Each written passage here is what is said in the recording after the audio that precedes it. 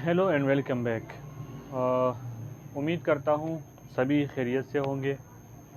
तो आज जो चैप्टर नंबर 1, इसमें जो दूसरा टॉपिक है वो डिस्कस करने जा रहे हैं।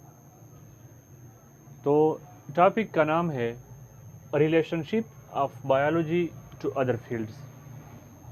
इसमें हम ये स्टडी करते हैं कि बायोलॉजी का दूसरे फील्ड्स के साथ क्या ताल्लुक़ है, यानी ऐसे कौन से फील्ड्स हैं जिसमें हम बायोलॉजिकल प्रॉब्लम्स को क्या करें, स्टडी करें और उसका एक प्रॉपर सलूशन निकालें।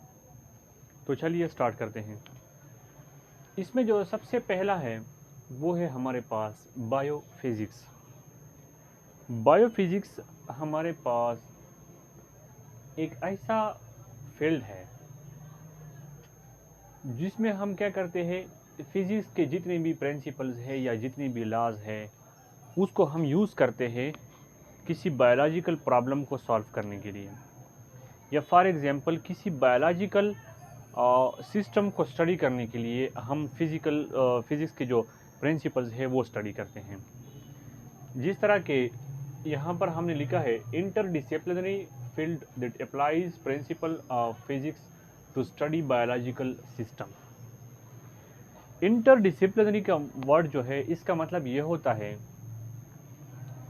कि एक फील्ड को एक मसला दरपेश है। फॉर एग्जांपल अगर बायोलॉजी में कोई प्रॉब्लम है, कोई बायोलॉजिकल प्रॉब्लम है, अब दो फील्ड्स को स्टडी करना यानी बायोलॉजी को और फिजिक्स को, जब ये दो फील्ड आपस में स्टडी करते हैं और इस प्रॉब्लम का सलूशन निकालते हैं तो इसको हम कहते हैं इंटरडिसिप्लिनरी। इसमें हम दो फील्ड्स को जो क्या ना इस्तेमाल करते हैं।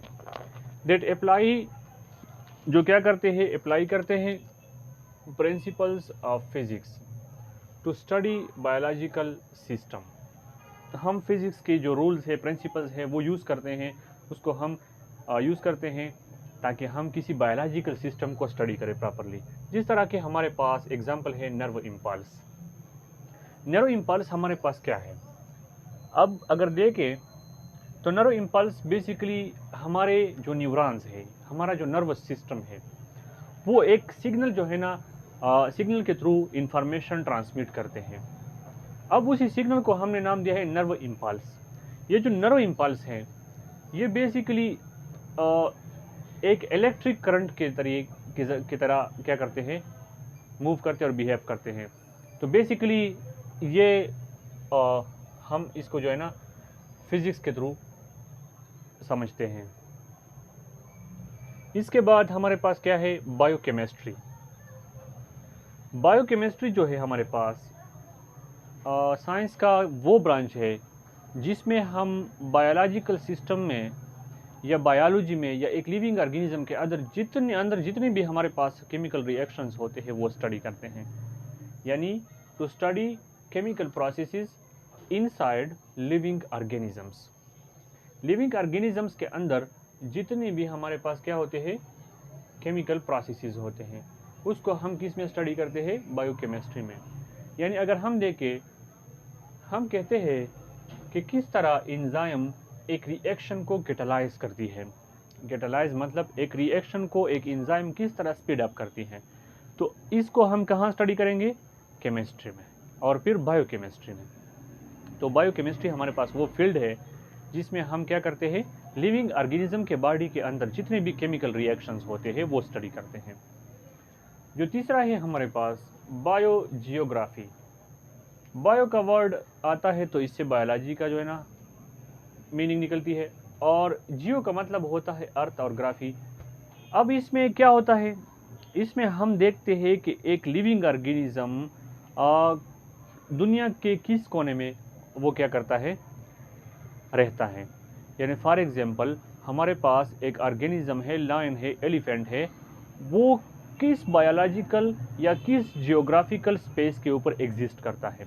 तो बेसिकली वो हम बायोजियोग्राफी में स्टडी करते हैं, यानी study of distribution of species in a geographical space.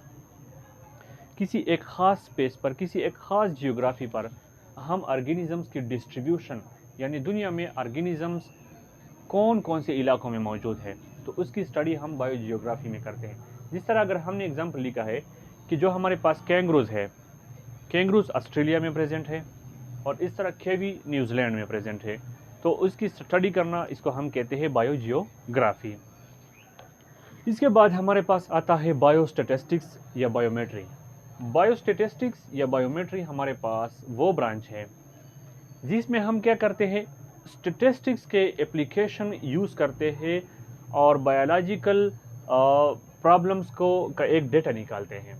For example कोई डिजीज़ है, जिस तरह के हमारे पास मलेरिया है, जिस तरह हमारे पास टाइफाइड है, या हमारे पास हेपेटाइटिस सी है, तो हम इसको क्या करते हैं, ग्राफ्स और इस तरह चार्ट्स की मदद से हम क्या करते हैं, ग्राफ्स बनाते हैं, चार्ट्स बनाते हैं और एक डेटा निकालते हैं कि फॉर एग्जांपल 2020 से लेकर 2025 तक हमारे पास इतने केसेस आए और फिर हमारे पास इतने डेथ हो गए। तो ये जो काम करते हैं हम, ये बेसिकली हम कौन से एप्लीकेशन को इस्तेमाल करते हैं, स्टैटिस्टिक्स के, ठीक है।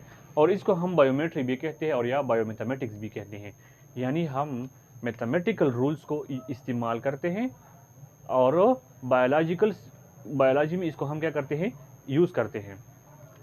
यानी कि फॉर एग्जांपल हमारे पास रिसेंटली कोरोना पेंडेमिक गुजरा है, तो कोरोना को अगर देखा जाए तो फॉर एग्जांपल हर मंथ, हर हफ्ते या हर दिन आपको ये वर्ड देखने को मिलते कि वर्ल्ड अभी इसने जो है ना कोरोना से इतने डेथ जो है ना हमारे पास हो गए। तो अगर देखा जाए तो हमारे पास जो कोविड-19 है, 19 मतलब कि 2019 में हुआ था, तो उसके लिए अभी साइंटिस्ट ने क्या बनाया होगा, ग्राफ बनाया होगा, चार्ट बनाया होगा कि इस टाइम पीरियड में ये जो है, ये जो फॉर एग्जांपल ये जो पेंडेमिक था, ये क्या करता, पीक पर चला गया था और फिर इस टाइम फॉर एग्जांपल हम एक ग्राफ बना लेते हैं कि फॉर एग्जांपल ये हमारे पास ये 2019 हो गया, तो इसी टाइम ये पीक पर चला गया था और सबसे ज़्यादा केसेस और डेथ हुए थे। फिर हमारे पास ये क्या हो गया, आहिस्ता आहिस्ता ऐसे 2020 हो गई, फिर हमारे पास इस तरह। तो ये एक मैथमेटिकल रूल्स है या स्टैटिस्टिकल रूल्स है, एप्लीकेशन है, जो हम कहाँ पर इस्तेमाल करते हैं, बायोलॉजी में और हेल्थ साइंसेज में। ये ज़्यादातर हम जो डिजीज़ होते हैं उसके जो केसेस होते हैं या जो फॉर एग्जांपल हमारे पास क्या होती है, जो डेथ होती है, उसमें हम जो चार्ट्स और जो ग्राफ बनाते हैं, ये बेसिकली इन रूल्स के मुताबिक बनाते हैं। जो हमारे पास पांचवा पॉइंट है वो है हमारे पास बायो इकोनॉमिक्स। यानी ये हमारे पास एक ऐसा फील्ड है जिसमें हम क्या करते हैं, बायोलॉजी में इसको इस्तेमाल करते हैं। Study of organism for economical point of view. यानी इसमें हम क्या करते हैं, बायो इकोनॉमिक्स में, इकोनॉमी तो क्या करते हैं, मईशत को कहते हैं। तो यहाँ से एक बात क्लियर होती है कि इसमें हम ऑर्गेनिजम्स की, यानी बायो ऑर्गेनिजम्स की स्टडी करते हैं। कौन सी पॉइंट ऑफ व्यू से, इकोनॉमिकल पॉइंट ऑफ व्यू से। यानी ऑर्गेनिज्म को हम इकोनॉमिकल पॉइंट ऑफ व्यू के थ्रू क्या करते हैं, स्टडी करते हैं। कि फॉर एग्जांपल यहाँ पर मैंने एक वर्ड लिखा है, सस्टेनेबल फिशिंग। सस्टेनेबल फिशिंग का एक ये मतलब है कि हमारे पास डिफरेंट टाइप्स के पॉन्ड्स है या रिवर्स है या हमारे पास ओशियंस है या जितनी भी हमारे पास मरीन वाटर है, तो इसमें हम फिशिंग करते हैं, मछलियों का शिकार करते हैं, फिश हंटिंग करते हैं। तो बाय इकोनॉमिक्स हमें ये सिखाती है कि आपने किस लिमिट तक फिशिंग करनी है। इतनी फिशिंग भी ना हो कि आने वाले जनरेशन्स के लिए फ़िश जो है वो मौजूद ही ना हो, और ना ये हमें ये भी सिखाती है कि हमें कितनी फ़िशिंग करनी है, तो इससे हमें भी फ़ायदा होगा और उसे भी नुकसान नहीं होगा, यानी इकोसिस्टम क्या होगा, डिस्टर्ब नहीं होगा। लास्ट वन जो है ये हमारे कोर्स का हिस्सा तो नहीं है, लेकिन फिर भी ये इम्पॉर्टेंट है, इकोनॉमिक ज़वालॉजी। ये बेसिकली बायोलॉजी में ज़वालॉजी से है और इकोनॉमिक ज़वालॉजी इसको हम अप्लाइड ज़वालॉजी भी कहते हैं।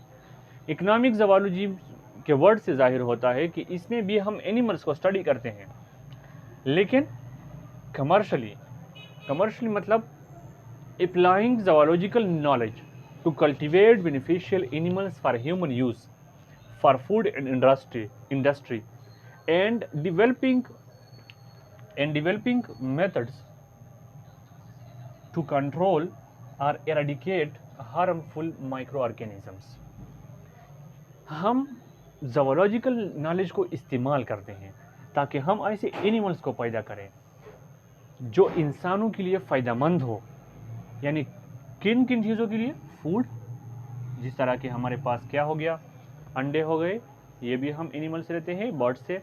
इस तरह हमारे पास मिल्क हो गया जो हमारे पास कैटल्स हैं इससे लेते हैं। इसके अलावा इंडस्ट्री, एनिमल्स को इंडस्ट्री में किस तरह यूज़ करेंगे। फॉर एग्जांपल हमारे पास जो सिल्क है जिसको हम क्या कहते हैं, रेशम, तो सिल्क हम सिल्क वर्म से लेते हैं।